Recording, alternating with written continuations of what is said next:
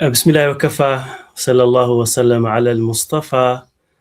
مامۆستانی بەڕێز خوشکبرانی ئازیز، سڵاو و ڕەحمەت و بەرەکاتی خواتان لەسەر بێ و کاتتان باش. دەست پێکمان سوپاسی خوا بێ ئەو خودایەی کە ئەوەندە ناز و نیعمەتی پێبەخشیوین کە ئەگەر بمانەوێ و ئیش لەسەرەوە بکەین بیژمێرین بەڕاستی هەرگیز ناتوانین. یەکێک لە بەنرخترین نیعمەت و بەخشەکان نیعمەتی کات و عمر و لاوێتی و لە شتاغی. پاشان سوپاسێک بۆی بەڕێز کە ئامادە بوون، ئومێد دەکەم کە ئامادەبوونەکەتان لە ئاست ئامانجەکەتان بێ. بۆ سپاس بۆ بەڕێوەبەران و دەستەی کارگێڕی و تێکڕیان دامانی ژیار، دەستیان داواتە کارێکی باش، دوعای بەرەکەتداری و مبارەکیان بۆکەین. خی گەورە لیان قبول بکە بە تەوفیقی ئەمەش بدا بۆ قسە و گفتار و کردداری باش. مامۆستایان من خۆشحاڵم، شەرەفمەندم بانگێشتکراون بۆ پێشکەشکردنی بابەتێکی زۆر گرنگ، بابەتێک کە بەڕاستی پێویستە لە چوارچێوەی خولا پێشکەش بکرێ، خوول و ڕاهێنانێکی 5 بۆ 6 بۆ 10 سەعاتی تایدا کۆمەڵێک تەکنیک تاوتوێ بکرێ، ئەو تەکنیکانی کە لەگەڵ ژینگە و بارودۆخ و ئاستی معریفی و ئاستی پیشەیی کەسی هەر شوێن و ناوچەیەک بگونجێ. ئێمە ئینشاڵڵا ئەم شەو بە تەوفیقی خوا و لەسەر ویستی خوا پوختەیەک لەو بابەتە گرنگە لە خزمەتتان باسەکەین. ناونشانەکەی ناونشانێکی سەرنجڕاکێشە، ناونشانێکی جوانە. من پێزانینمێ بۆ مامۆستایان و بەڕێزانی ژیار کە ناونشانەکە و تەوەرەکانیشیان دیاری کردبوو بەڕاستی سەرنجڕاکێش بوو. هونەری بەڕێوەبردننی کات کلیلی سەرکەوتنە لە ژیانی پیشەیی و کەسیدا. بەڕێزان، کاتێک کە باسی هونەر ئەکەین، هونەر یەکسانە بە کارامەیی، یەکسانە بە سکێڵس. کاتێکیش کە ئێژین کارامەیی یان هونەر، یانی هەر کەسێک بیەوێ ئەتوانێ فێری ببێت، چونکە کارامەیی بەدەست دێ، یعنی مکتەسەبە.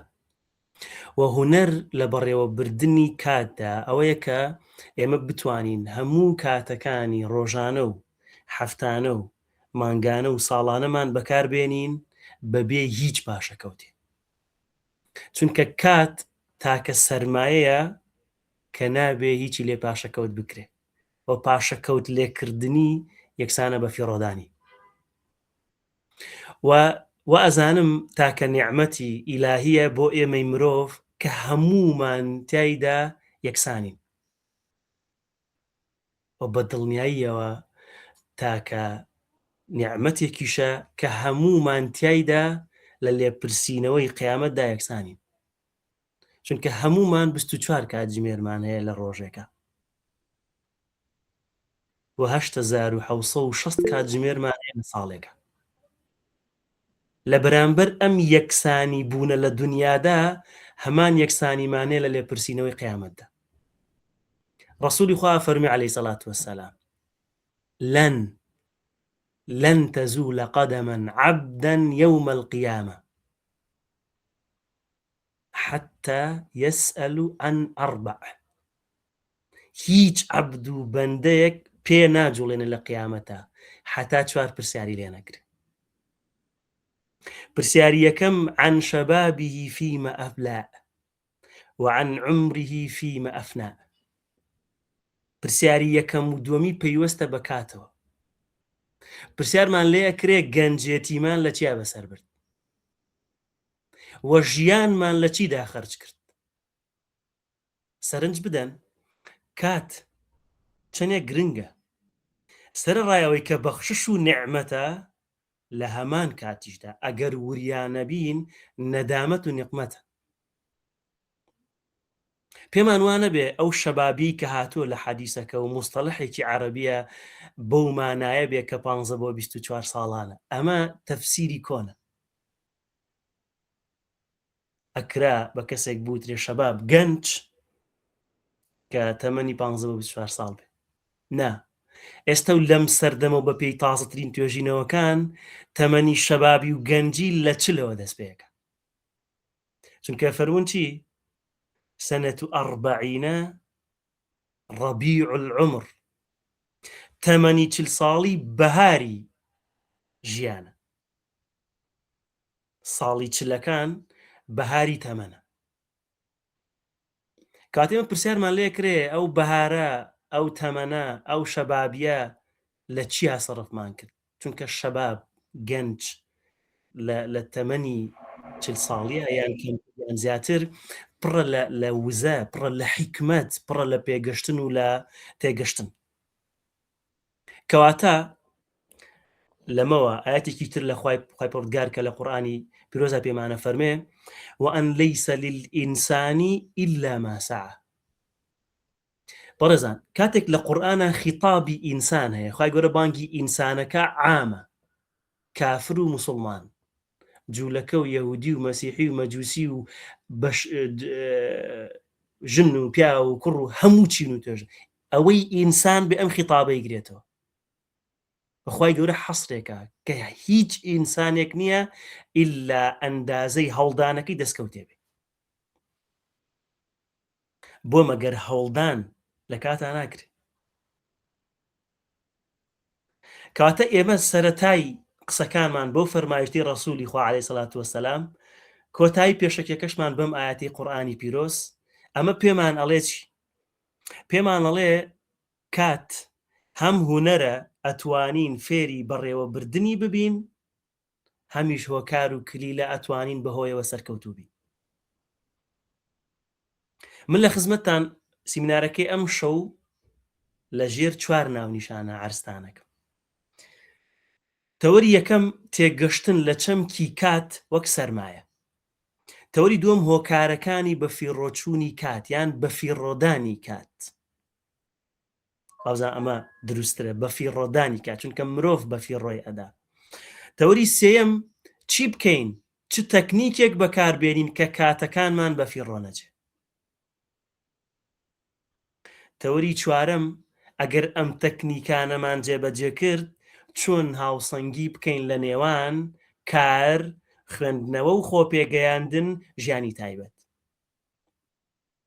لەژێر ئەم چوارتەوەرە کۆمەڵێک باس و خواست لە خزمەتتان تاوتوێکم دواتر لەگەڵ ئێوەی بەڕێزیشا گفتوگۆمان ئەبێ. تێگەشتن لە چەمکی کات وەک سەرمایە. بەڕێزان کات نە بە پارە ئەکڕدرێ، نە بە هیچ بەرهەم و بەهایەک، بەڵام لە بەرامبەردا ئەتوانین بەهۆی کاتەوە هەم پارەمان دەستکەوێ، هەم بەرهەم و بەهادار بین. چۆن؟ ئێمە زۆر جار بیستومانە خوێندومانەتەوە، بەشداری سیمینارێکیان شوێنێک شتێکمان کردو، خولێک بابەتێکمان کردو، پێمان وتراوە کات گرنگە، بەڕێوەبردننی کات گرنگە، فێری تەکنیکەکانی بەڕێوەبردننی کات بە سە وتراوە سەرمایه‌گوزاری لە کاتا بکە. ئەمانە هەموو وەڵامی چییە؟ من دێم ئێژم مامۆستا جێزا چی بکەم کە سەرمایه‌گوزاری لە کاتا بکەم؟ بەڕێزان پێم ئەڵێن کاکەگیان فێری تەکنیکەکان بە، بخوێنەرەوە، خۆل و سیمینار ببینە. ئەمە چییە؟ ئێمە لێرە وەڵامی چۆنە دەینەوە، چۆن سەرمایه‌گوزاری لە کاتا بکەین. بەڕێزان مرۆڤ بۆی سەرکەوتوو بێ لە کار و پیشەکەیدا و ئاسوودەی دەرونی دەستکەوێ لە ژیانی تایبەتیدا، پێویستە ساڵانە 60 بۆ 70 سەعات خولی ڕاهێنانی وەربگرێ، 100 بۆ 500 سەعات سیمینار، زنجیرە وتار، زنجیرە فیلم، پۆدکاست ببینێ، 15 بۆ 20 کتێب بخوێنێتەوە. ئەم سیانە هۆکاری گەشەی پیشەیی و کەسی و تایبەتی هەر تاکێکن کە پیادەی بکە. ئێستا ڕەنگە بێژین زۆرە قورسە، بەسووتمان چۆنێتیەکەی باسەکەی. ئێمە لە ساڵێکی 365 ڕۆژیە کە تەبەن ئەزانن ساڵ 4 ساڵ جارێ بێتە 366 ڕۆژ، چونکە مانگی 2 ئەبێتە 29 ڕۆژ، ساڵەکە بێتە 366 ڕۆژ. 2024 هەڵە نەبم ساڵ 366 ڕۆژ بوو، ئێستا ئەم ساڵ 365 ڕۆژ. ئەم 365 ڕۆژە ئێمە ئەگەر لێکدانی سەعاتەکانی شەو ڕۆژی بکەین نەکاتە چەندێ؟ 8760 سەعات. ئێمە 8760 ساعاتمان هەیە. چۆن سەرمایە گوزاری تیا بکەین؟ ئەم تەکنیکەتان پێڵێم لە خزمەتتانەکەون بۆ خۆم ئیسفادەم لێ کردووە، لە خول و ڕاهێنانەکانیشمان زۆر جەختی لێ یەکەمەوە. بۆیە لێرەش تۆزێک لەسەر ئێوەست. دابەشی سێی بکە. کە دابەشی سێت کرد بۆ هەر خاڵێک چەند ئەکەوێ 2920 ساعت. سێشتەکە چییە بەڕێزان؟ کار و پیشە، کارت، پیشەت، دەوامت، وەزیفەت، خەو پشودان، لەگەڵ خۆپێگەیاندن، خۆپەروەردەکردن، خودپەروەردەکردن. ئێستا تۆ 8 ساعاتی دەوامت هەیە، پیشە و کار و ئیشێکت هەیە. 8 ساعاتی خەویش تێ نازانم هەمە هەیە 8 ساعاتەکە دقیق بخەوێ. 8 ساعات ئەمێنێتەوە کە لە ساڵێکە 2920 ساعاتەکە. بابێن دابەشیکەین. ئەگەرم 2920 ساعاتە 60 بۆ 70 ساعاتی بدەیت بە خولی ڕاهێنانی، 100 ساعاتی بدەیت بە سیمینار و زنجیرە فیلم و زنجیرە وتار و پۆدکاست، ئەمە 160 ساعاتەکە. طبعا ئێمەوتمان 100 بۆ 500 ساعات، بەڵام ئێمە ئەضعف الئیمان هەڵا بژێرین، باشە لاوازترین ئاسانترین. ئەمە 100 ئەوەندە. 20 کتێبیش بخوێنیتەوە لە ساڵێک. بەڕێزان ئەزان خوێندنەوەی 20 کتێب لە ساڵێکە ڕۆژانە چەندێک کاتێوێ؟ 15 دقه. یعنی تۆ لە ماوەی 15 دقه ئەگەر ڕۆژانە تەنها 11 لاپەڕە بخوێنیتەوە، لە ساڵێکا کاتە 20 کتێبی 200 لاپەڕەیی ئەیفایف کە ئەکاتە 4000 لاپەڕە. ئەزای تۆ ئەگەر لە ساڵێکا 4000 لاپەڕە بخوێنیتەوە، ئێمە لە ساڵێکا 4000 لاپەڕە بخوێنینەوە، یەکێک لە پایەکانی یانێکێک لە دەمی کلیلەکانی سەرکەوتنمان پیادە کردو لە ژیانی پیشەی و تایبەتیمانە. کاتێکی ژین کات تێگەشتن لە چەمکی کاتۆک و سەرمایە ئەمەیە. ئەبێ بین دانیشین چۆن معاشەکەمان، پارەکەمان، داهاتەکەمان، قازانجەکەمان حساب ئەکەین، وردی ئەکەینەوە، جای ئەکەینەوە. ئەژین ئەمە بۆ کرێخانۆکە، ئەمە بۆ مۆلیدەکە، ئەمە بۆ بنزینەکە، ئەمە بۆ کارەباکە، جایەکەینەوە. خۆ ئەگەر هەر مرۆڤێک ئەم جاکارێ و پلانەی نەوێ بۆ خەرج و سەرفی پارە، بە دڵنیاییەوە هەژارە. ئێمە کاتێک کێژین مرۆڤێک هەژارە لە ڕووی مادیەوە، مانای ئەوە نییە ڕقەمی پارەکانی کەمە. ئەگەر وا تێگەشتینم چەمکە بێ ڕاست بکەینەوە، مانای ئەوەیە هۆشیار نییە بۆ مامەڵەکردن لەگەڵ پارە. کەواتە ئێمە پێویستمان بۆ هۆشیاربوونەوەیە بۆ چۆنێتی مامەڵەکردنێکی تەندروست لەگەڵ کاتە، بۆ وەکو سەرمایەیەکی پیرۆز مبارەک بەکاری بێنین بۆ ژیانێکی مانادار و بەرهەمدارانە بژین. ئەمە چەمکی تێگەشتن لە چەمکی کات بوو وەکو سەرمایە. ئەچمە تەوری دووەم.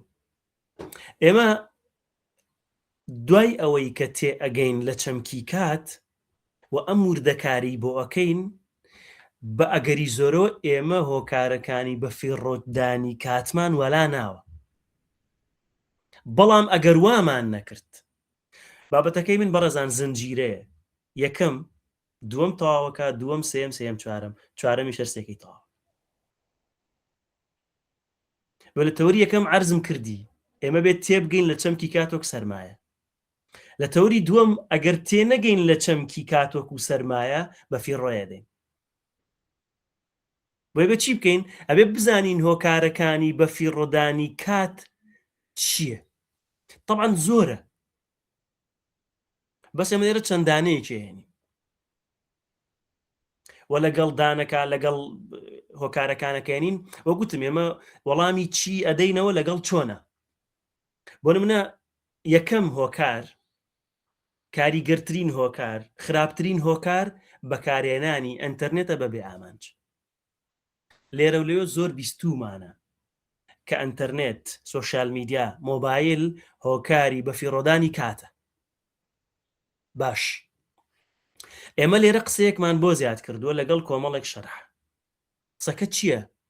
ئێژین بەکارهێنانی ئەنتەرنێت لە ناویان سۆشیال میدیا و هەموو ئەپلیکیشنەکانی تر بەبێ ئامانج. کەواتە ئەگەر ئامانج هەبێ لە بەکارێنانی ئەنتەرنێتە نەک بە فیڕۆدانی کات نییە بەڵکو بەرەکەتی کاتە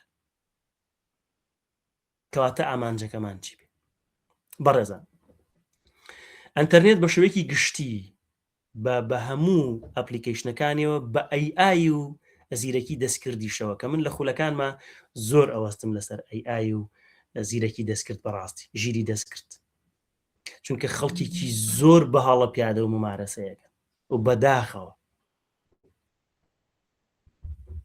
یەکێک لەو شتانەی کە نەمانتوانی وەک خۆی بە ئیشی لەسەر بکەین بەرحاڵ نەچمە سەر بابەتی ژیری دەستکرد بەڵکو ئێژم ئەنتەرنێت بەبێ ئامانج خاڵی یەکەم لە هەموو ئەپلیکیشنەکانی ئەنتەرنێتە زانیاری هەیە معلومات هەیە ئێمە بێ ئامانجمان لە کۆکردنەوەی زانیاری لە ئەنتەرنێتە بە هەر ئەپێکیەوە جۆرە زانیاریەک بێت کە خزمەت بە پسپۆڕیەکەمان بکە کە خزمەت بە پیشەکەمان بکە من ڕاهێنەرم کۆرسی تیۆتیەکەمەوە و کۆرسی وتاربێژیەکەمەوە ئەبێ گەڕانی من لە سۆشیال میدیا و لە ئەپلیکیشنەکانی ئەنتەرنێت و بەکارە ئەنتەرنێتە ئامانجەکەم لێی چی بێ کۆمەڵێک زانیاری سەردەم و نوێ بێ بۆی خزمەتی پیشەی ڕاهێنەرەکەمی پێ بکەم ئەگەر وام کرد ئەو ئەنتەرنێتم بەکارهێناوە ئەگەر وام نەکرد ئەنتەرنێت بەکاری هێناوم دوای ئەوەی کە ئەم زانیاریانە کۆ ئەەکەمەوە لە ئەنتەرنێتەوە بەڕێزان ئاگدار بین معلومە جایە لە معریفە معلوماچێتە ئایکیوی مێشکەوە بەس معریفە کە ئیکیوە لە کتێبە هەیە یعنی ئێمە بۆ ئەوەی ئایکی و ئیکیوی مێشکمان بۆی ئەو زانیاریانەی کە کۆی ئەەکەینەوە شێوازی گەیاندنەکەی بزانین حکمت و ڕێگاکانی وتنەوەی فێر ببین پێویستە بچینە خزمەتی کتێب هەروەک چۆن شافعی بەڕەحمەت بێ لە دێڕە بەیتێکە ئەفەرمێ لەن تەنالوا العلم إلا بستة هیچ زانستێک بەدەست نا ئیلا بە 6 ڕێگە نەبێ سأنبئك عن تفصيلها ببياني چاک گوێم لێ بگرە با بۆت ڕوون بکەمەوە ئەو وا ئەفەرمێ ذكاء وحرص واجتهاد وبلغة وصحبة أستاذي وطول الزمان ڕێگای فێربوونی زانست 6 یەکەم زیرەکیە زیرەکی پێناسەکەی چێگەر کورت پێناسێکی توانای فێربوون و تێگەشتن و جێبەجێکردنی هەبێ یعنی فێر بێ تێبگە جێبەجێکە ئەمە کەسێکی زیرەک حرص پێداگر بێ یعنی خۆی ناچارکا بۆ فێربوون اجتهاد هەوڵ بدە بە دواداچوون و گەڕان بکە بوڵغە توانای زمانەوانی مەرج نییە چەند زمانە زانین مەرجە زمانی قسەکردنمان چۆن بەکارێنی پێنجەم سوحبەی ئوستاز سوحبەی ئوستاز چێ کتێبە وە مامۆستایە توول زەمان کاتێک کە ئەمەمان کرد ئەنتەرنێتمان بۆم 6 بەکارهێنا دوای چوین بۆ خزمەتی کتێب و خزمەتی مامۆستا ئەو کاتە ئێمە ئەنتەرنێتمان بە ئامانجەوە بەکارهێنا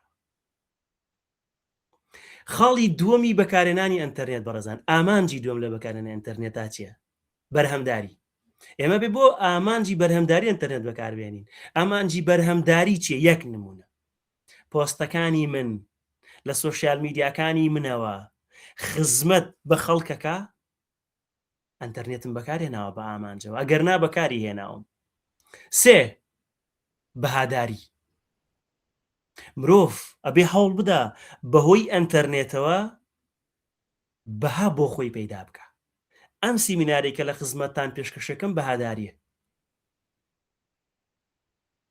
4 ئەبێت واجبە بەهۆی بەکارهێنانی ئەنتەرنێتەوە داهاتی مادیمان دەست بکەوێ چونکە ئێمە ماڭانە پارە ئەدەین بۆ بەکارهێنانی ئەنتەرنێت هیچ نەبێ حەقی ماڭانەی ئەنتەرنێتەکە وەربگرینەوە دەری بکەینەوە ئەمە چۆن بکەین خولمان هەبێ چالاکیمان هەبێ ڕابێژمان هەبێ دوای کەی ئاگاداری قسەکانی خۆمم دوای ئەو شەش ڕێگەی کە بەکاری هێنی ئەبیتە کەسێکی پسپۆر لە بوارێکە یەک پێناسەی کەسی پسپۆر بکەم لە خزمەتتانە هەموو جارێک وتومە ئەو کەسەیە کە بتوانێت 90% پرسیارەکان وەڵام بداتەوە 9 پرسیارەکان وەڵام بداتەوە بۆ کەسی پسپۆر لە ئەعلەم نصف العلم نییە کەواتە ئەگەر توانیمان بەم چوار ئامانجەوە ئەنتەرنێت بەکاربێنین ئەوە ڕزگارمان بووە لە خاڵێکی کوشندەی بەفیڕۆدانی کاتی ئەم سەدە و سەردەمە خاڵی دووەمی بەفیڕۆدانی کات کاردواخستن دوو زاراوەی هەیە دواتر ئەیکەم بەیانی ئەیکەم هەر بەڕاستی ئەم دوو زاراوەیە دەردی کوشندەی ئەم سەدە و سەردەمن دواتر ئەیکەم بەیانی ئەیکەم با بچینە خزمەتی پێشینانی کورد باپیران و داپیرانی ئێمە پیان وتین ڕۆڵە ئاگادار بە کاری ئەمڕۆ مەخە سبەینێ بۆ چون سبێ بێتە دوو بۆت ناکرێ وزەت نامێنێ کەواتە ئەمڕۆ بیکە ئەی خانمانی ڕەسەن چیان و تۆ بە کچەکانیان کاتێ بە شویان داون کچی خۆم ئامان تەڕشۆر بە ئەزانن تەڕشۆری بۆ خانمان چییە؟ یعنی لە دوای سفرە و خوان یەکسەر قاپ و قاچاقەکە پشۆرە بۆ چونکە و چەوری و ڕنگ و بەهارات و شتی بەکارهێناوە پێوە ئەنووسێت دوای لێ نابێتەوە ئەمە چیمان پێڵێن پێماڵێ کار دوامەخە چونکە کاردواخستن دواتر ئەیکەم بەیانی ئەیکەم یەکێکە لە هۆکارەکانی بەفیڕۆدانی کات خاڵی سێیەم لە خاڵەکانی بەفیڕۆدانی کات نەبوونی پلان لە دەستپێکی ڕۆژەوە تا کۆتایی ڕۆژ و هاتنی شەو بەڕێزان ئەزانن دوو دانە زاراوە هەیە زۆر مۆدێلە یەژێ مامۆستا پلانجی بنووسم ئەمڕۆم لە دوێنێ ئەچێ بەیانیشم لەم ڕۆچێ هەموو ڕۆژێکم وەکێک وایە وەڵڵای ترسناکە هەموو ڕۆژێکمان لە یەک بچێ نابێت قسەیەکی تر زۆر مۆدێلە ئێشێ ساڵ بە ساڵ خۆزگەم بەپار کوراخر چۆنە بێ وابێ وەڵڵای عەقڵ و مەنتق دین و دنیا پێچەوانەیەم قسەیە مرۆڤە بێ ساڵ بە ساڵ گەشە بکە گەورە ببێ بەرەو پێش بچێ بۆیە من پرۆژەیەکم ڕاگەیاند لە 2024ەوە کاری لەسەرەکەم لەژێر دروشمی ساڵ بە ساڵ باشتر لە پار ئەمە حەقیقەتی مرۆڤی سەرکەوتووە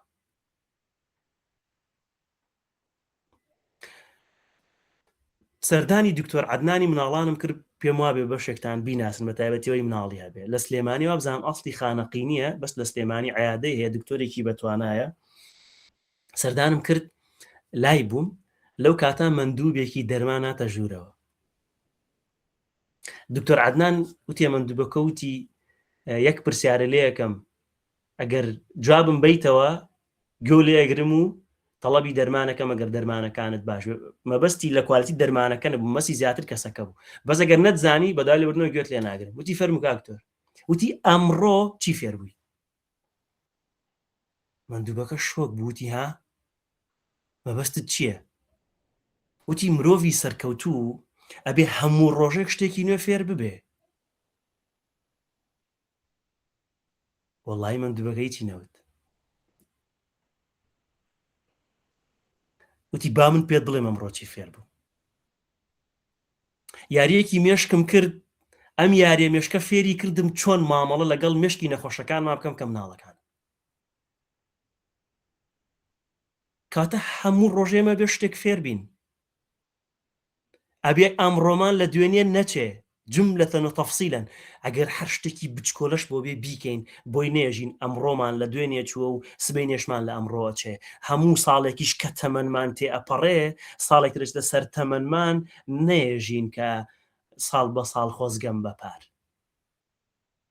نێژین ساڵ هەر ژمارەیە کاکە ساڵ ژمارەیە بەسوەڵا ئەبێ دنیایەک ئەزمموی تیاابێ ئەبێت دنیایەک دەستکەوت و سەرکەوتن و هەموو شتێکی بەسوودی تیاابێت کە نامێ باسی بابەتی ساڵەوانە بکەم. خاڵی چوارەم یان هۆکاری چوارم لە هۆکارەکانی بەفیڕۆدانی کات کە زۆر مۆدێلە لەگەڵ ڕێزم بۆ هەموو بەڕێزانی کە لێرە تەشریفیانێ ئەوانش دواترێ بینن کۆبوونەوە و گفتوگۆ و پۆست و کۆمنتی دوو لە ڕوتان بێسوود هەندێک گفتوگۆ هەیە هەندێک پۆست هەیە هەندێک مجلیس هەیە هەندێک باس و خواست هەیە علما وعملا دینیا و دنیاییا اجتماعيا و ئەکادیمیەن پەیوەندی بە منەوە نییە ئەگەر قسە بکەم خێرم ناگا ئەگەر قسە نەکەم تاوانبار نابم هیچ ئەگەر بێژین چیە زۆرە کشتمانیشە زانین یەک نمونە لە خزمەتتان بێژم برادرێکمان لە ئەڵمانیا برادرێکی خوێنەواری خۆتان ئاسە وتی حاڵەتێک دروست بوو لە ئەڵمانیا هەڵبژاردننی شارەوانەکان کرا سەرۆکی شارەوانەکان وتی من لە دوای پشوەکەی سەر ئیشوانە وتی ڕۆژنامێک دانرا بوسیری ڕۆژنامەکەم کرد و ئەو ڕۆژنامەکەم ئەخوێندەوە برادرێکی ئەڵمان کە لەگەڵمانی شێکە وتی پرسیان لێکوتمە ئەرە ئەوامانە کامیان باشن وتی ئەوانە چییە وتی ئەوانە خۆیان هەڵبژاردە بۆ سەرۆکی شناوەتی پەیوەندی بە ئێمەوە نیە مەڵای ئەمە لە هەڵبژاردنە مناڵەکانیشمان دانیشن تەحلیلی سیاسیەکە بەڕێزان چاوتان لێ شتێک زۆر باوە لە ڕەمەزانە کشتمان مفتی و مەلاین لە حاڵەتێک وەکو کۆرۆنا و بابەتی تەندروستیە کشتمانە بینە دوکتۆر لە هەڵبژاردنە کشتمانە بینە چاودێری سیاسی لە کێشە خێزانەکانە کشتمانە بینە ڕاوێژکاری خێزانی یعنی ئێمە هەموو شتێکە زانین لە هەموو شتێکە قسەکەین ئەمە خراپە ئەمە کاتمان بەفیڕۆدا بۆیە با کۆنتترۆڵی ئەو حاڵەتە بکەین کە هەر مجلسێ پەیوەندی بە ئێمەوە نەبوو هەر پۆستێ پەیوەندی بە پسپۆڕەکەی منەوە نەبوو هەر شتێک پەیوەندی بە منەوە نەبوو قسەی لەسەر نەکەم ئەم چوار هۆکارن بۆی ئێمە کاتمان بەفیڕۆ بچێ لە هەرێکێکمانە هەیە ئەگەریە لە هەرێکێکمانە ئەم چوارە هەبێ ئەگەری هەیە کەمتر لەم چوارە ئەگەریە زیاتر لەم چوارە هەبێ بەڵام بەڕاستی حەقە دانیشین و بیری لێ بکەینەوە وەلای بنین چونکە کات گرنگە مامۆستای بەڕێز لە سەرەتاوە پەندە عەرەبیەکەی هێنا کە الوەقت کەسەیف کاتێک و شمشێرە ئەگەر نەیبڕی ئەتبڕێ ئەگەر نەیبڕی یعنی ئەگەر سەرمایە گوزاری تیا نەکەی ئەگەر تایە نەخوێنیتەوە ئەگەر تایە هەوڵ نەدەی ئەگەر تایە کار لەسەر خۆپێگەیاندن نەکەی ئەگەر تایە دەستکەوتی مادی و معنەویت نەبێ لایانی معرفیت بەهێز نەکەی ئەتبڕێ یعنی چی ئەتبڕێ یعنی تووشی لێپرسینەوەی دنیای و قیامەتیە لە دنیا مرۆڤێکی بەرهەمدار نیت جێپەنجەت دیاری نییە بۆ شاوی سپەیسێک پڕ ناکەیتەوە لە قیامەتیش وەکو ڕەسوڵ الله فەرمی عەلەیهی سەڵات وەسەلام پێ ناجڵین تا پرسیارت لێ نەکرێت کەواتە خۆمان بێ حازرکەین بۆ ئەمە بڕینی کاتە بۆ ئێمە هەم دنیاییان هەم دینیەن زەرەر ئەکەین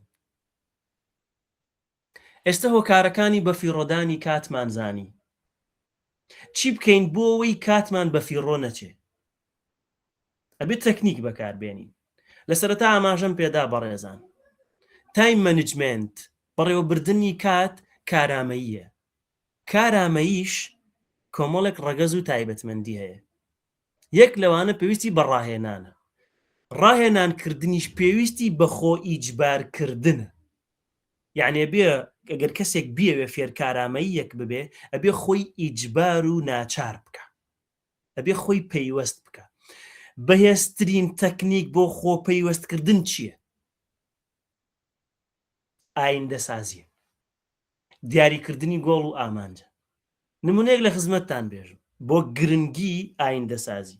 هەرێکێک لە ئێمە ڕسوولی خوای نەبینی و عەلەیهی سەڵات وەسەلام، بەڵام فەرموویەتی چی؟ صەلوا کەما ڕائەیتمونی ئوصەلی، نوێژ بکەن نەرەک و چۆن نوێژەکەم. ئەی کێ بینی زەحمەت نەبێ؟ ئەی بۆ نوێژەکەین وەکو ئەو لەسەر سونەتی ئەو؟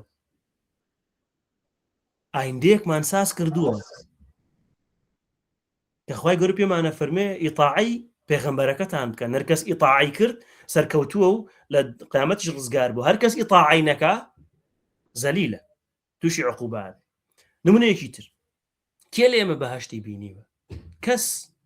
بەس بۆمان باس کراوە. خوای گەورە لە قورئانە وەصف و باسی بەهەشتی کردووە، یعنی ئایندە سازی بۆ کردووە بۆمان، یعنی ئامانجی داناوە.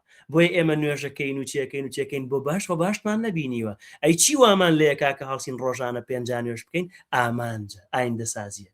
کەواتە خۆ ناچارکردن و خۆپەیوەستکردن بۆ فێربوونی کارامەییەکان کە ژمارەیان 21 دانەیە بە پێی لیستێک، یەکێک لەوانە ڕێکخستنی کاتە پێویستی بە ئایندە سازیە. بۆ نمونە من دێم لە سیمینارێکا دانیشم سەعاتی قسەکەم چیم دەسەکەوێت، ئەبێ ئەم پرسیارە بکەین بۆی ئایندە بسازێنین. ئەم کتێبە ئەخوێنمەوە چیم دەسەکەوێت، ئەچمە ئەم خوڵ و ڕایەنانەوە چیم دەسەکەوێت، ئەچم بۆ بازار چیم دەسەکەوێت. کە ئایندەت سازان هاوکارە بۆ فێر. بۆیە چەند ڕێگەیەک لە خزمەتتان باس بکەم، نایژم بە خێرایی، بە پوختی، چونکە خێرایی باش نییە، بەڵکو پوختیم کردەوە لە خزمەتتانە. خاڵی یەکەم، یعنی تەکنیکی یەکەم، هەر مرۆڤێک کاتژمێرێکی سایکۆلۆژی لە بیولۆژی لە جستەیە هەیە. ئەم کاتژمێرە لە کاتێک لە کاتەکانی شەو ڕۆژە زۆر ئەکتیڤە، زۆر چالاکە. هەندێکەیە هەشتی شەوە، دەیشەوە، 5 بەیانیە، 9 بەیانیە، 12 نیوەڕۆیە، 2 کاتێکەیە لەو کاتە ئەم مرۆڤە حەزی لە جوڵەیە، حەزی لە خوێندنەوەیە، حەزی لە ئیشە، پڕە لە وزە، ئەبێ بیدۆزینەوە بە خۆ دیراسەکردن، بە هەوڵدان تا ئەیدۆزینەوە. هەرچەندە بەیانیان مبارەکترین و بەرەکەتترین کاتە بە پێی فەرمایشتی ڕەسوولی خوا عەلەیهی سەڵات وەسەلام. ئەمە لە سەروی هەموویەوە، بەڵام جگە لەمە کاتێکی تر هەیە، ئەمە عامە، بەڵام شتێکمانەیە خاصە، هی منە. من لە شەوانە حەزەکەم زۆر جهد بکەم، کەسێک تر لە بەیانیانە، کەسێک لە نیوەڕوانە. گرنگ یەکێک لە تەکنیکەکانی ڕێکخستنی کات دۆزینەوەی کاتی پڕوزەتە. دەست هەر کاتی ئەم کاتە پڕوزەت دۆزیەوە ئیشی لەسەرکە. خاڵی دووەم مامۆستای بەڕێز بە هەمان شێوە ئاماژەی پێدا لە پێشەکێکەیە، ئەو تەکنیکەی ئایزنهاور، جیاکردنەوەی کارەکان بۆ 4 بەش. کارێکمانەیە گرنگ و بەپەلەیە، کارێکمان هەیە گرنگە بەڵام پەلە نییە، کارێکمان هەیە بەپەلەیە بەڵام گرنگ نییە، کارێکمان هەیە نەپەلێ و نەگرنگە. با یەکێک لە خزمەتتان باسیکە. کاری گرنگ و بەپەلە چییە؟ ئەم سیمینارێ بۆ من هەم گرنگە هەم پەلەیە، بۆ ئەبێ خۆم بێم پێشکەشیکەم، ئەبێ ئامادەیکەم، ئەبێ ئیشی لەسەر بکەم، ئەبێ خوێندنەوەی لەسەر بکەم، ئەبێ زانیاری لەسەر کۆ بکەمەوە. گرنگ و بەپەلێ پەیوەستە بەمنەوە. خولەکەم، ڕاهێنانەکەم، دەوامەکەم، دوکانەکەم، هەموو ئەمانە کاری بەپەلە و گرنگی ڕۆژانەی منن، بەوێ بیکەم. دووەم، گرنگە بەڵام پەلە نییە. ئەمە چییە؟ بۆ من نووسینی کتێبە. من کتێبێکە نووسمەوە لەسەر خوێندنەوەی خێرا، کتێبەکەم نووسیوەتەوە ئینشاءڵڵا، ومێ دەکەم لەم ساڵات چاپ بکرێ. کتێبێکیش بنووسمەوە لەسەر بابەتی تر، لەسەر مەسەن خولێکی ڕاهێنانی، کەواتە نووسینی کتێب، بۆنە فرۆشتنی بەرهەم، مەسەن بازار سازی، دامەزراندنی ڕێکخراو، پرۆسەی هاوسەرگیری. گرنگە بەڵام پەلە نییە، ئای نابێ بە پەلە بکرێ، بەسەر بە گرنگیوە بکرێ. ئەمانە چین؟ ئەمانە ئامانجی تۆن، گۆڵی تۆن، هەدەفی تۆن، دیاریکردنی بەهاداری ژیانی من و تۆن. ئەو کارانەی کە گرنگن بەڵام پەلە نین، ناسنامەی کەسێتی من و تۆیە. سێم، پەلەیە بەڵام گرنگ نییە، یعنی ئیشەکە زۆر بەپەلەیە بەس گرنگ نییە. ئەمە چییە؟ بۆ من وەڵامی نامەکانی سۆشیال میدیایە. سەلەم دیزایانی سیمینارەکەمە، مەسەلەن ئیداری سۆشیال میدیایە، ئەو شتانەی کە بەپەلە ئەبێ ئیشیان لەسەر بکرێ بەڵام گرنگ نین.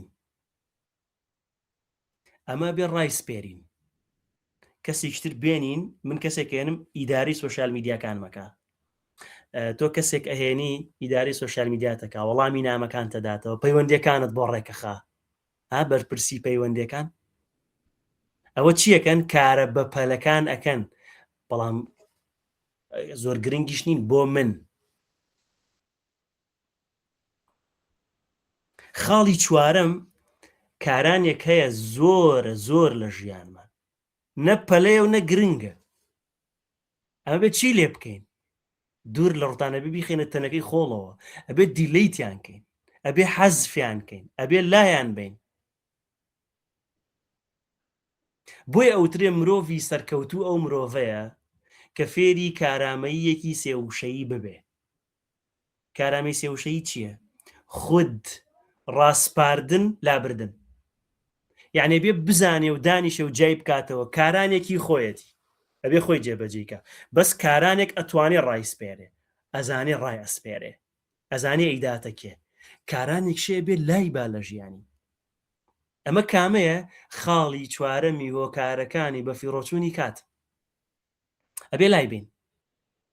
ئەم بیردۆزەی ئایزنهاوەر کە دابەشکردنی کارەکانە بۆ 4 پۆزیشن، 4 پلە، 4 پایە، چی ئەداتە ئێمە؟ بەهاداری، تەرکیز خستنە سەر ئامانج. ئەی ئەم 4 خزمەتی کام خاڵە ئەکەن ئەگەر وەکو پرسیارێک لە خۆمان بیکەین؟ خزمەتی خاڵی دووەمەکەن، ئەو کارەی کە بەپەلەیە بەڵام گرنگ نییە. کاتێم دابشکاریەکەی تەرکیز و فۆکەست لەسەر گرنگە بێپەلەکانە کە وتم ناسنامەی ئێمە. ئەمە دوو لەو تەکنیکانەی کە هاوکارن بۆ ڕێکخستنی کات. تەکنیکی سێم مامۆستا جەزا دیسانەوە ئاماژ بێدا تەکنیکی پۆمۆدۆرۆ. بەڕێزان من بە نزیکەی وابزانم 3 ساڵ ئەبێ زیاتر ئیش بە تەکنیکی پۆمۆدۆرۆکەم، بەڕاستێکی لە تەکنیکە زۆر زۆر نازارەکان، زۆر نایابەکان. تابەن پۆمۆدۆرۆ بە زمانی ئیتالی یانی تەماتە. دامەزرێنەرەکەی فرانسیسۆ سیریلۆ هەڵە نەبم، گەنجێکە لە کۆتای هەشتاکانە لە زانکۆ بووە، تەبەن ئەندازیارە، سعاتێکی هەبوو وەکو تەماتە بووە، دایناوە و کاتی گرتوێتەوە و خوێندن و شتەکانی کردە. ئێتە دواتر لە 90ەکانە هەستی کردووە ئەم تەکنیکە پەبلیشی کردووە. ئێتر لەو کاتەوە تا ئێستا تەکنیکی پۆمۆدۆرۆ یەکێکە لە تەکنیکە زۆر نایابەکان لە ڕێکخستنی کاتا بەکارەهێنرێ. ئەم تەکنیکە چۆنە؟ ئەم تەکنیکە 4 سوورە، هەر سوورێکی 25 خولەکە. طبعا من لە سەرەتاوە کە باسمە کرد لە خولوسی مینارەکانمایە، مەسەرەن بە کەسێک مەوتەمە 25 خولەک بخوێنە، 25 خولەک ئیش بکە، 25 ئەیماسا 25 خولەک چییە؟ کاکە بەس بیکە بە قسەم کە سوورێکی 425 کاکاتە 100 دقە، 4-5 خولەکی پشوشیە ئەمە بیزەکاتە 120 دقە لە شەو ڕۆژێکە. بە تەکنیکی پۆمۆدۆرۆ 2 سەعات تەرخان کە بۆ بنیادی خۆ 2 سەعات بە تەکنیکی پۆمۆدۆرۆ 25 خولەک بخوێنەرەوە، یا 25 خولەک ئیشێک بکە، یا 25 خولەک گوێ لە بابەتێک بگرە، 25 خولەک زیاتر مەیکە کە جەڕەسی لێدا 25 خولەکەی ڕایکرا، 5 خولەکیش پشوو بدە، 4 جار ئەم سوورە لەسەر یەک دووبارە بکەرەوە، ئەکاتە 2 سەعات. بەهێزترین تەکنیکە، باشترین 2 سەعاتی شەو و ڕۆژی ئێمە ئەزانن کەیە بەڕێزان، دوای بەیانی 6 بۆ 8 ئێوارەیە. مێشک لەو پەڕی چالاکی و ئەکتیڤیتیایە. چاوتان لێ زۆربەی بەرنامە تەلەڤیزیۆن و هەواڵ و خەبەرەکان نەکەوێتەوە کاتەوە، بۆ چونکە مرۆڤ لەو کاتە مێشکی زۆر حازرە بۆ وەرگرتن. دەیباوە 2 سەعاتە بکەینە خۆ پێگەیاند. ئەوە تەکنیکی پۆمۆدۆرۆ. تەکنیکی چوارەم لە خزمەتتانە باس بکەم بەڕێزان، نووسینی کاری ڕۆژانەیە. ئەبێ لەم ستیکەرانەمان هەبێ. شەوان کاری ڕۆژەکە بنووسین هەمووی چیەکەم بینوسم بەیانی کە دەسم کردە ڕۆژ هەر کام جێبەجێ کرد تیکی لێدەم شەو کە هاتمەوە هەر کامە تیکی لێ نەدرابێ سەرزەنشتی خۆم بکەم واگەرمی کرد بێ مەدحی خۆم بکەم شانازی بە خۆمەوە بکەم بۆی تەکنیکی نووسین بەڕاستی زۆر تەکنیکێکی ناوازێ من هەموو جارێک کوتومە نووسین دوو شتمانەداتێ یەک بەرپرسیارەتی زیادەکە مرۆڤ کاتێک ئەنووسێ عیبی لێ تێجێبەجێ نەکا وە کاتێک ئەنووسێ لە بیرچوونەوە نامێنێ لە بیری ناچێتەوە بۆیە باش لەسەر نووسینی کاری ڕۆژانە بکەین چونکە هاوکارێکی باش ئەمە چواردانە تەکنیک بوو لە خزمەتتاناکە هاوکارن بۆ ئەوەی کاتەکانمان بەفی ڕۆنەچێت ئەچمە سەر تەوەری چوارەم و کۆتایی لە خزمەتتانە ئێمە ئەگەر ئەم تەکنیکانەمان بەکارێنە تەڵەن وتمان ئەگەر تێگەشتنمان لە کات لە چەمکی کاتۆک و سەرمایە بێ بەفی ڕۆی نادەین هۆکارەکانی بەفیڕۆدانیشمان باس کرد بۆ ئەوەی بەفی ڕۆی نەدەین ئەبێت تەکنیکەکان فێربین تەکنیکەکانیشمان باس کرد ئەگەر تەکنیکەکان فێربین ئینجاچینە سەر خاڵی چوارەم چییە هاوسەنگی لە نێوان کار و خوێندنەوە و ینی خۆپێگەیاندن و ژیانی تایبەتیمانە بکەین پێم وتن زنجیرەیە باسەکە یەکەم خاڵ بۆ ئێمە هاوسەنگی لە ژیانمانە ڕاگرین یعنی لە ژیانمانە بزانین چۆن هاوسەنگیەکەین جیاکردنەوەی ڕۆڵەکانی ژیان فێربوونی ڕۆڵەکانی ژیان یعنی چی فێربوونی ڕۆڵەکانی ژیان یعنی من چەند ڕۆڵم هەیە لە ژیانمە باوکم هاوسەرم بەڕێوەبەرم لە کۆمپانیایە ڕاهێنەرم سم کوڕی باوکمم سم کوڕی دایکم ینی کوڕ دایک و باوکم برام مەسەلەن هەموو ڕۆڵەکانم جاربار لەگەڵ خۆما دابنیشم بزانم خاڵی بەهێز و لاوازی هەر ڕۆڵێکی من چییە بۆ نمونە لە کاری ڕاهێنەریا من چ خاڵێکی بەهێزم هەیە بە چ خاڵێکی لاوازم هەیە بێم کار لەسەر بەهێزکردنی خاڵە بەهێزەکانم بکەم و هەوڵ بۆ بەهێزکردنی خاڵە لاوازەکانیشم بدەم ئەمەشتە چوارچێوەی خودناسیەوە بۆیە وتراوە خودناسی خاڵی دەستپێکی داناییە بۆچی خودناسی خاڵی دەستپێکی داناییە چونکە هەر مرۆڤێک خۆی ناسی ئەزانێ مامەڵەی دروست لەگەڵ ڕۆڵەکانی ژیانیا بکە ئەگەر خۆی ناسی ئەزانێ لەگەڵ ئەوانی تریشا مامەڵە بکە چونکە ئەوانی تریشی ناسیوە بەڵام ئەگەر مرۆڤێ خۆی نەناسێ بە ئەگەری زۆرەوە مامەڵەکردنی لەگەڵ ئەوانی ترا زۆر جارها لە خەتەریاتە کەواتە بۆی هاوسەنگی لە ژیانمانە ڕاگری نەبێ خۆمان بناسین بۆی خۆمان بناسی نەبێ ڕۆڵەکانی ژیانمان بزانین و خاڵی بەهێز و لاوازیان دیاری بکەین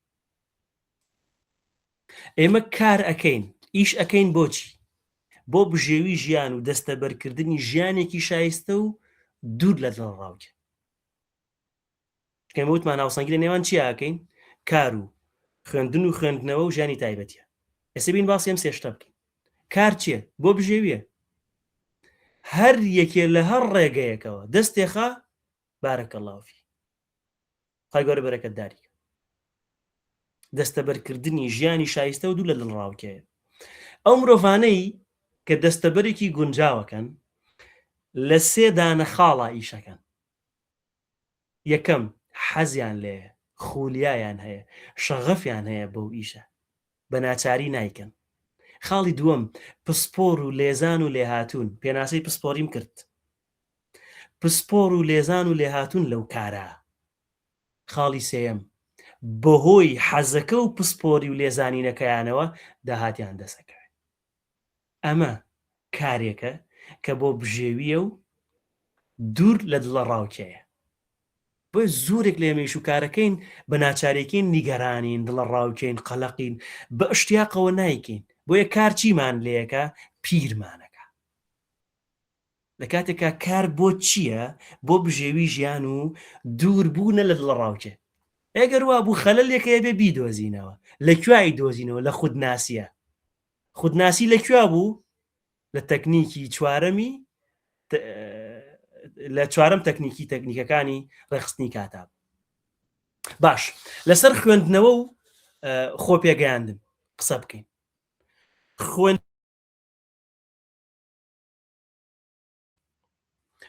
خوێندنەوە و خۆی پێگەیاندن و خولوسی میناروانە بۆ چیە بەڕێزان؟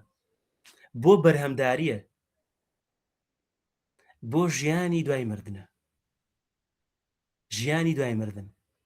ئێمە پێویستە ڕۆژانە پرسیارێک لە خۆمان بکەین بۆی هاوسەنگی لە ژیانمانە ڕاگرین. بە مردنی ئێمە جیهان چ زیانێکی پێیەگا؟ ئەزانن مرۆڤ هەیە ئەمرێ شارێک بۆی دێتە جۆش و خڕۆش؟ بۆ بەرهەمدار بووە، بەهادار بووە. مرۆڤیشەیە ئەمرێ تەنها چوارچەوەی خێزانەکەی زەرەرەکە. بۆچی؟ هیچ بەرهەم و بەهایەکی نەبوو. کەواتە خوێندنەوە خۆ پێگەیاندن و بەرهەمداری بەهاداری بۆ دوای مردنە. کەسێ بێژێ من کە مردم خوامە کرد دنیا کاو لەبێ هەیە، بەس مرۆڤی سەرکەوتووە نایەژێ. مرۆڤی سەرکەوتوو ئەژی بۆ دوای مردن، چونکە دوای مردن دوو ڕێگەیە. دوای مردنی خۆی ئەو خەڵکانەی کە بەرهەم و بابەتەکانیە بینن، دوای مردنی خۆی ئەو شوێنەی کە حەشر و حیسابی لێیەکرێ. کەواتە ژیانێک هەیە دوای مردن، بەڵێ هەردوو جەم سەرەکەشێتی، هەم دنیا هەم ئاخیرەت. مەسعود لەعلی لە کتێبی چیرۆکە ئەخلاقیەکانە چیرۆکێکی جوانی هێناوە. ئەڵێ ڕۆژێکیان ژن و مێردێک لە مانگی هەنگوینیە هابن. لەو شوێنەی کەتیا مابوونەوە ڕێڕەوێکە بوو بەرەو گۆڕستان. دوو تەرمی یەک لە دوای یەک بەڕێکرا. دانەیەکیان خەڵک زۆر بۆی بەداخ و شین و واوەی لایەن و ئەوتیان هەر ئاسایی و نۆرماڵ. ئافرەتەکەوتی پیاوەکەوتی ئەزانی ئەوەیان بۆ بەهەشتە و ئەمەکەیان بە ئەگەرێکی کەمەوە بۆ بەهەشتە؟ وتی چۆن نەزانی؟ وتی ئەخلەوەی کە خەڵک زۆر بووی بەداخەوا دیارە زۆر بەسوود بووە. پێغەمبەری خوش فەرموویەتی عەلەیهی سەڵات وەسەلام باشترینتان بەسوودترینتانە بۆ خەڵکی. لەبەرەوەی سوودی زۆر هەبووە بۆ خەڵکی و خەڵک زۆر بۆی بەداخە و خەڵک زۆر دوعای خەیری بۆکە، بۆ بەهەشتە چێ؟ پێشینانی کورد چیان وتووە؟ وتوانە بەختەوەری مرۆڤ، یعنی مرۆڤ بۆی بەدوای بەختەوەری خۆیان بگەڕێ ئەبێ گوێ هەڵخابزان لە ناو دوعاکانی خەڵکا هەیە. ئیشێکت کردووە لە ئەمڕوا کە کەسێک دوعات بۆ بکات، دوعای خەیر، ئەگەر کردی بێتت ئەمە لوبی بەختەوەریە. دووەمیان وتی بۆ ئەگەری هێنەچێتە بەهەشتە وتی بەخوا خەڵکەکە زۆر سارد و سڕ و سادە بوون، ئەگەری ئەم مرۆڤە هیچ سوود و مەنفعەتێکی نەبوو بێ بۆ خەڵک. بۆیە خوێندنەوە و خۆپێگەیاندن بۆ بەهاداری و بەرهەمداری ژیانی دوای مردنە. تەوەری سێم و کۆتایی باسەکەم لە هاوسەنگیا باسی جەکەن، باسی ژیانی تایبەتیەکەین. ژیانی تایبەتی بەڕێزان بە دیاریکراوی مەبەستم لە هاوسەرگیری و مناڵ و وەچەخستنەوەیە. ئەبێ ژیانی تایبەتی لە ڕووی دەرونیەوە ئاسوودەمان بکە، چونکە مرۆڤ سێ بەشە کە چووە پرۆسەی هاوسەرگیری بێتە چوار. مرۆڤ پێکاتەی عەقڵ و ڕۆح و جەستەیە، هەر دانەیەکیان خۆراکێکی تایبەتی هەیە. بەس کە چووە پرۆسەی هاوسەرگیریەوە دەرونیشی بۆ دروستە بێ. مرۆڤ ناتوانێت سیانەکەی تر بەرجەستە بکات بە باشی ئەگەر لایانی دەرونی حازر نەبێت. ئەمە لە ژیانی ڕەسوولی خوا زۆر جوان ڕەنگی داواتەوە عەلەیهی سەلات وەسەلام. کاتێ ئێمە پێویستە بۆ ئامانجێک هاوسەرگیری بکەین، بۆ ئامانجێکی دیاریکراویش وەچە بخەینەوە. خۆ ئەگەر نەمان کردووە بەبێ ئامانج هاوسەرگیریمان کردووە، بەبێ ئامانج چەمان خستووە، پێویستە ئێستا ئامانجی بۆ دروستکەین. چۆن؟ بە هەماهەنگی، بە تەوافق لەگەڵ ماڵ و مناڵ و خاوخێزانە. ئەگەر بمانوێ باسی ئامانجداری ڕەسوولی خوا بکەین عەلەیهی سەلات وەسەلام لە هێنانی خێزانەکانیە، بابەتەکەم زۆر درێژە بێتەوە، بەڵام هەر بەڕاستی دەرس و عیبرەتی زۆر تایە. ڕەسوولی خوا عەلەیهی سەلات وەسەلام یەکەم خێزانکەی هێنێ خەدیجە بووە، چەند ساڵ لەگەڵ خەدیجە ئەبێ، دوای وەفاتی خەدیجە دوای 2 ساڵ هەر ژن ناهێنێ، دوای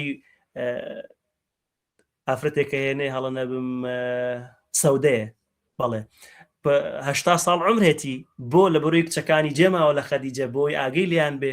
اینجا دوای ئەوە عایشە ئەهێنێ بۆچی عایشە ئەهێنێ بۆی عایشە ئافرەتێکی بەزەکا و زیرەک و لێ هاتوو بەتوانا بووە بۆی بەشێکی دینی پێ بدات چونکە چەند ساڵێک ماوەکە ڕەسوولی خوا عەلەیهی سەڵاتو وەسەلام وەفات بکە 53 بۆ 54 ساڵ عمرێتی اینجا عایشە ئەهێنێ کەواتە 10 ساڵ لەگەڵ عایشە بێ بەڵام 40 ساڵ دوای خۆی عایشە ئەژی زۆربەی حەدیسەکانیش لەوە بووە وإلى آخره. خولاسەی کەلام مرۆڤ بۆی هاوسەنگی بکات لە ژیانیا ئەبێ ئەم سیانە ڕێکخا کار ئەبێ ئەو سیانەی هەبێ کار حەز و پسپۆری و داهات خوێندن و خوێندنەوە پەرەپێدان ئەبێ چی تیابێ ئەبێ بەهاداری تیابێ ژیانی تایبەتی ئەبێ بە ئامانجەوە دروست بکرێ ئەگەر ناگاتە ئاسوودەی دەرونی. لە کۆتایە لە خزمەتانێژم سەرکەوتن بەرهەمی شەنس و بەخت نییە بەڵکو بەرهەمی ڕێکخستنی وردی کاتە و باشترین کاتیش بۆ دەستپێکردن و هەنگاونان بۆ سەرکەوتن ئێستایە هەر ئێستا نەبەیانی و نەدواتر. سبحانك اللهم وبحمدك أشهد أن لا إله إلا أنت أستغفرك وأتوب إليك. سپاس بۆ ئامادەبوون و گوێگرتنتان.